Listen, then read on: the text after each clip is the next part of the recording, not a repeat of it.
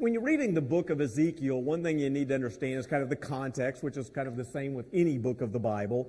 But you have to remember that at this particular time, the people, many of them have been carried away into captivity into Babylon. And so the people of Israel were kind of split up into two groups. And so you had Jeremiah the prophet. He was still in Jerusalem with many of his people there.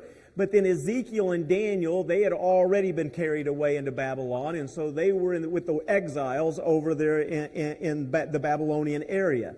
And so when you begin to read the book of Ezekiel, in chapter 1, the prophet Ezekiel received an incredible vision of Almighty God. And if you've ever read Ezekiel, you know what I'm talking about. It's a very very convoluted story there, or narrative, and it leaves a lot of imagination. You're having to think through, what in the world am I looking at? What am I reading about? Because it talks about wheels upon wheels and wheels and wheels and all these eyes and this platform and then a throne above it, and it can get very confusing. But really it was just showing who God was, and that He is above all things, that He's other than all things. And Ezekiel wasn't even able to describe it perfectly for our understanding, because God's not like us. I don't know if you figured that out yet, but He is other than. That's what the word holy means, and that's why the angels sing out to Him, holy, holy, holy, because He is other than anything that we've ever